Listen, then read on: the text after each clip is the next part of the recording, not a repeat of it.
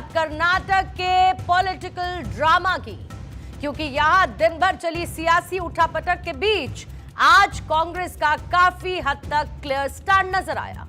कांग्रेस के फैसले से साफ यह दिखा कि कांग्रेस पार्टी कर्नाटक में अपनी लीडरशिप में बदलाव कर रही है। आज सिद्धारमैया ने अपना इस्तीफा देने के बाद एक प्रेस कॉन्फ्रेंस की, जिसमें उन्होंने कहा कि मैंने अपना इस्तीफा सौंप दिया है।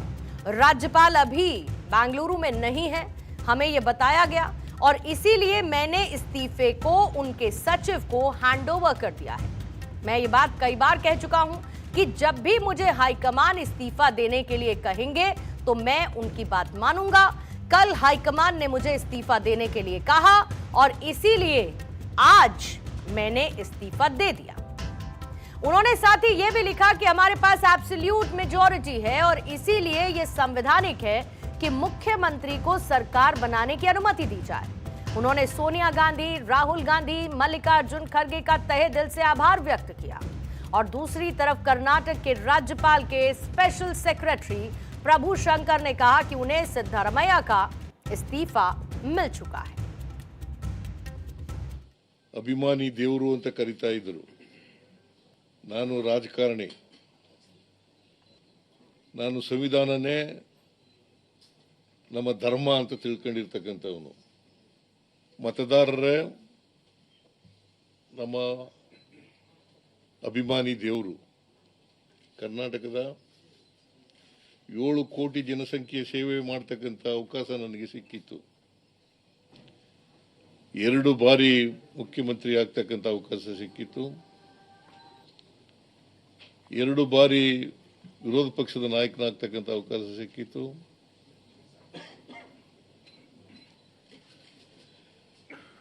ಈ ಅವಕಾಶವನ್ನು ಒದಗಿಸಿಕೊಟ್ಟಂತ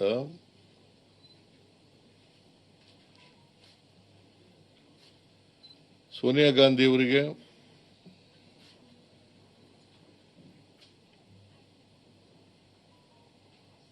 ರಾಹುಲ್ ಗಾಂಧಿ ಅವರಿಗೆ,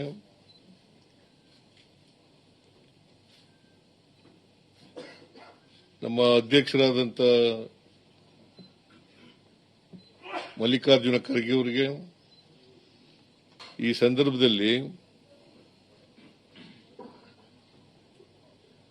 ಅಪಾರವಾದಂತ ಧನ್ಯವಾದಗಳನ್ನು।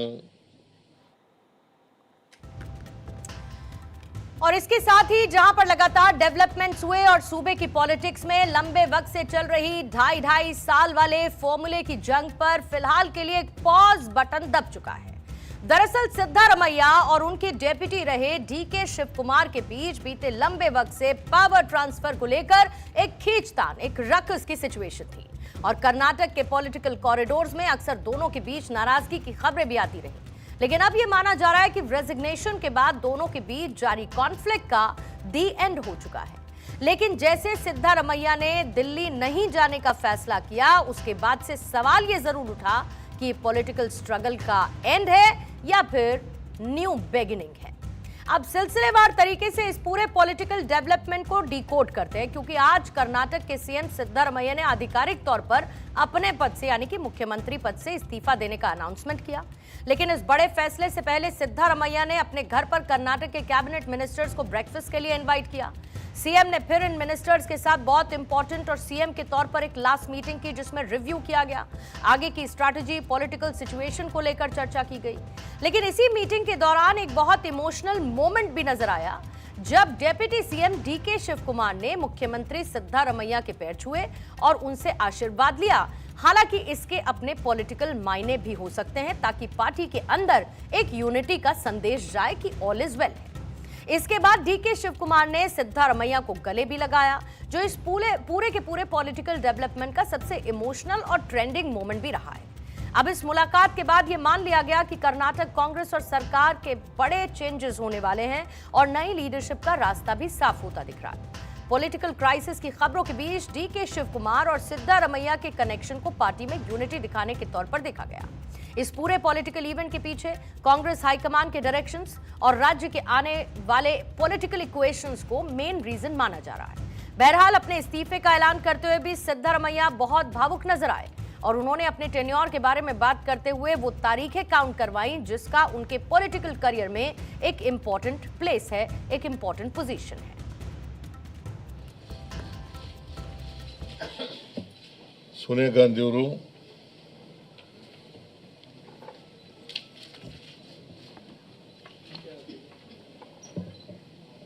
ರಾಹುಲ್ ಗಾಂಧಿ ಅವರು ಅವತ್ತು ನಾನು ಕಾಂಗ್ರೆಸ್ ಸೇರಿದಾಗ ಮಲ್ಲಿಕಾರ್ಜುನ್ ಖರ್ಗೆ ಅವರು ಸ್ಟೇಟ್ ಪ್ರೆಸಿಡೆಂಟ್ ಆಗಿದ್ದರು. ಅವತ್ತು ನನ್ನ ಜೊತೆಯಲ್ಲಿ ಸುಮಾರು 8 ಜನ ಶಾಸಕರು ಯಾರ್ಯಾರು ನನ್ನ ಜೊತೆ ಸೇರ್ಕೊಂಡ್ರವರು ಎಲ್ರಿಗೂ ಕೂಡ ನಾನು ಚಿರುಣಿಯಾಗಿದ್ದೇನೆ ಅಂತಕ್ಕಂಥ ಮಾತುಗಳನ್ನು ಹೇಳಲಿಕ್ಕೆ ಬಯಸ್ತೇನೆ. ಮತ್ತೆ ನಾನು ರಾಜಕಾರಣದಲ್ಲಿ ಕೊನೆ ಉಸಿರಿರೋವರೆಗೂ ಕೂಡ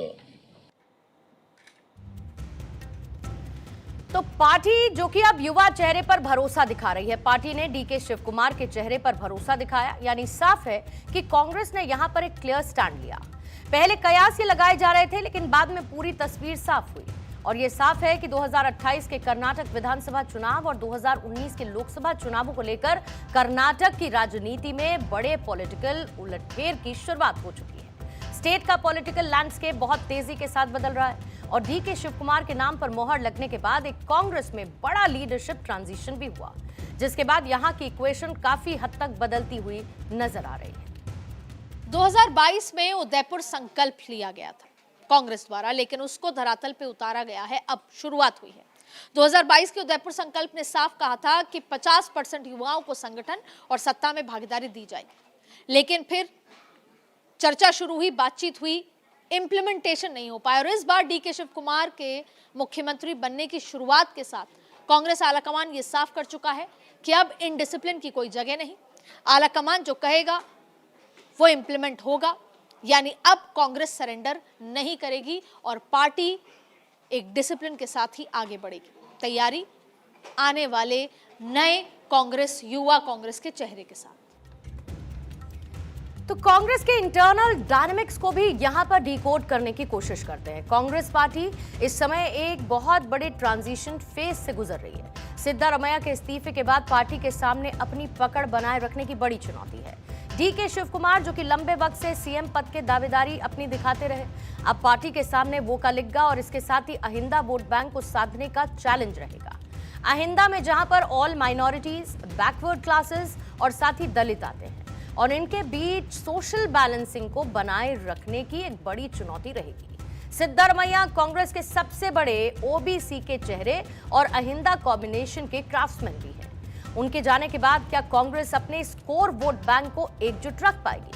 ये 2028 के विधानसभा चुनावों का सबसे बड़ा डिसाइसिव फैक्टर होगा और कांग्रेस की कई सोशल गारंटीज थी जैसे कि गृह लक्ष्मी और शक्ति योजना, इसने कांग्रेस को साल 2023 में सत्ता दिलाई, लेकिन रेवेन्यू डेफिसिट और विकास कार्यों के लिए क्रंच्ड डेवलपमेंट फंड्स के आरोपों के बीच क्या ये योजनाएं 2028 और 2029 में प्रो इनकम्बेंसी पैदा कर पाएंगी?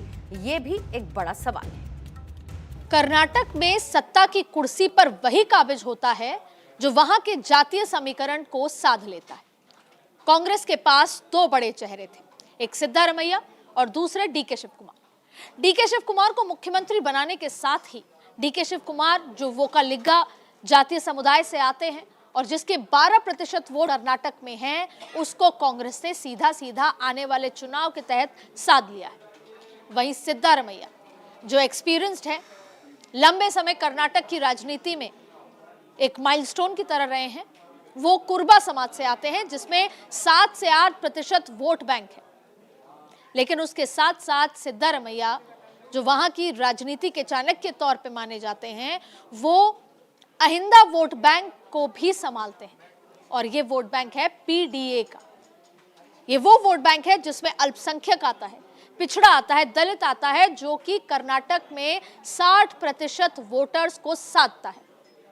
तो अब ये देखना होगा कि क्या कांग्रेस ने नेतृत्व परिवर्तन करके ये तमाम वोट बैंक को साध लिया है या किसी एक वोट बैंक से छिटक गया है, और ये डिपेंड करेगा डीके शिव कुमार और सिद्धारमैया की केमिस्ट्री को लेकर और यह डिपेंड करेगा कि कौन सा सियासी पद सिद्धारमैया को दिल्ली में दिया जाता है और कितने संतुष्ट सिद्धारमैया नजर आते हैं। इसलिए सवाल यही है कि नेतृत्व परिवर्तन के साथ कलह खत्म हुई है या आने वाली कलह की सुपुगाहट है। कांग्रेस को यह देखना होगा कि 2028 से पहले कर्नाटक में एकजुटता बनी रहे। तो सिद्धारमैया के रेजिग्नेशन और उसके बाद उसके राजनीतिक मायने क्या हो सकते हैं? सवाल एक ये उठता है कि क्या कांग्रेस अब यूथ लीडरशिप पर एक बड़ा दांव खेलने जा रही है? क्योंकि कांग्रेस लंबे समय से old guard versus new generation की बहस से जूझ रही है।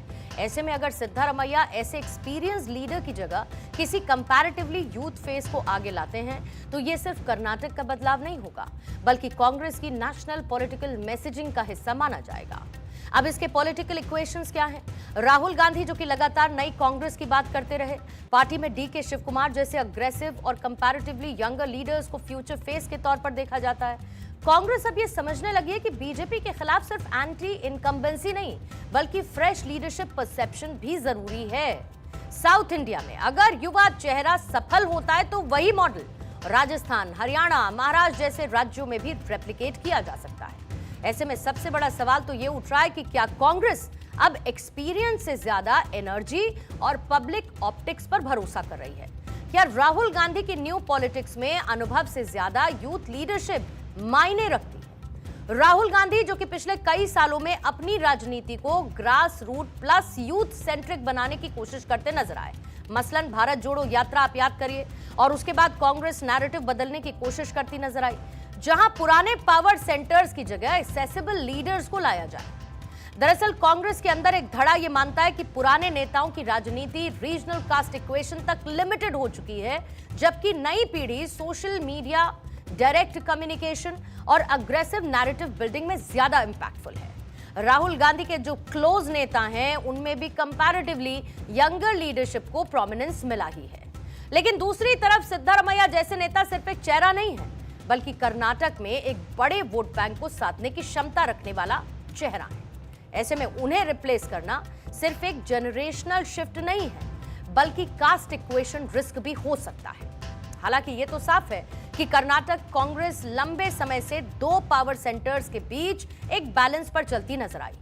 यहां सिद्धारमैया कैंप और डीके शिव कुमार कैंप के बीच खींचतान हमेशा से जारी रही। अब ऐसे में कुछ और सवाल इसके भीतर से पैदा होते हैं।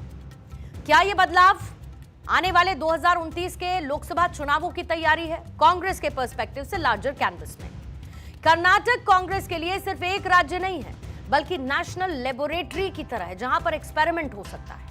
और अगर यहां पर लीडरशिप ट्रांजिशन स्मूथ रहता है तो कांग्रेस इसे 2029 के मॉडल के रूप में पेश कर सकती है। 2024 के बाद कांग्रेस इतना तो समझ चुकी है कि सिर्फ बीजेपी का विरोध करना उनकी जीत की गारंटी नहीं हो सकती और पार्टी को नए चेहरे, रीजनल छत्रप और स्टेट स्पेसिफिक नैरेटिव बनाने होंगे। कर्नाटक जो कि साउथ इंडिया में कांग्रेस का सबसे मजबूत राज्य है और इसीलिए यहां पर फैसला नेशनल इंप्लीकेशंस भी रखता है। कर्नाटक का बदलाव सिर्फ मुख्यमंत्री बदलने की कहानी नहीं, 2029 का पॉलिटिकल प्रोटोटाइप भी हो सकता है। दरअसल साउथ इंडिया आज भी कांग्रेस की सबसे बड़ी पॉलिटिकल ब्रीदिंग स्पेस है, यानी तेलंगाना, कर्नाटक और केरल में पार्टी अलग अलग स्तर पर अपने प्रभाव को बरकरार रख पाई, जबकि नॉर्थ इंडिया में, उत्तर भारत में कांग्रेस किस तरीके से राजनीतिक संघर्ष कर रही है और इसीलिए दक्षिण भारत में स्टेबल और मॉडर्न लीडरशिप मॉडल बनाना पार्टी की मजबूरी भी है। कांग्रेस ये समझ चुकी है कि रीजनल आइडेंटिटी के साथ साथ मॉडर्न पॉलिटिक्स का कॉम्बिनेशन भविष्य की स्ट्रैटेजी हो सकता है। अब कांग्रेस को एक ऐसे चेहरे की जरूरत हमेशा से रही जो कास्ट इक्वेशंस भी संभाले और दिल्ली हाईकमान से भी सिंक में रहे, तालमेल बिठाकर रहे। जैसे राजस्थान के उदयपुर में साल 2022 में कांग्रेस का नव संकल्प चिंतन शिविर हुआ था, जिसका जिक्र अभी आदिति ने किया। अब इसका मकसद पार्टी में जान फूंकना और ऑर्गेनाइजेशनल रिफॉर्म्स करना था, लेकिन वो तब लागू नहीं हो पाया था और अब इसे लागू करने की कोशिश राहुल गांधी कर रहे हैं। कर्नाटक के मौजूदा सियासी घटनाक्रम में इसका इंपैक्ट दिखने लगा है। रूल यह बना था कि सिद्धारमैया और डीके शिव कुमार के बीच पावर शेयरिंग फॉर्मूला तय हुआ 2.5 साल का। साल 2023 की जीत के बाद इंटरनल रिफ्ट को समय रहते संभाला जा सके। और इस शिविर में यूथ पर फोकस और सोशल इंजीनियरिंग के फॉर्मूले पर बात हुई थी। जैसे कि उदाहरण के तौर पर केरल आ जाइए। केरल में 61 साल के वीडी सतीशन, तो तेलंगाना में 58 साल के रेवंत रेड्डी। और इसके साथ आप बात कर लीजिए विजय के साथ, कांग्रेस का साथ आना थलापति विजय के साथ। और विजय कौन है? यूथ चेहरा है।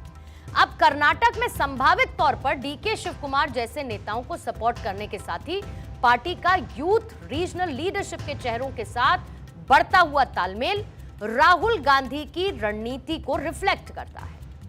राहुल गांधी के नेतृत्व में कांग्रेस धीरे धीरे उस ओल्ड पावर स्ट्रक्चर से दूर होती जा रही है जो कभी अहमद पटेल जैसे नेताओं के इर्द गिर्द घूमा करती थी।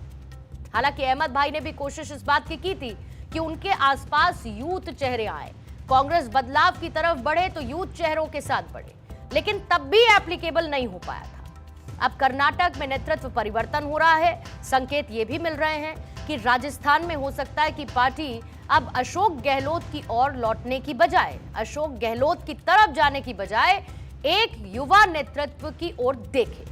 बहरहाल कर्नाटक के इस पूरे पॉलिटिकल सिनेरियो से साफ है कि कांग्रेस साला कमान अब कड़े फैसले लेने के लिए तैयार है। और एक बात सीधी सी कि राहुल गांधी ने इस फैसले के साथ वो करके दिखाया है जो आज तक कांग्रेस पार्टी में नहीं हुआ था।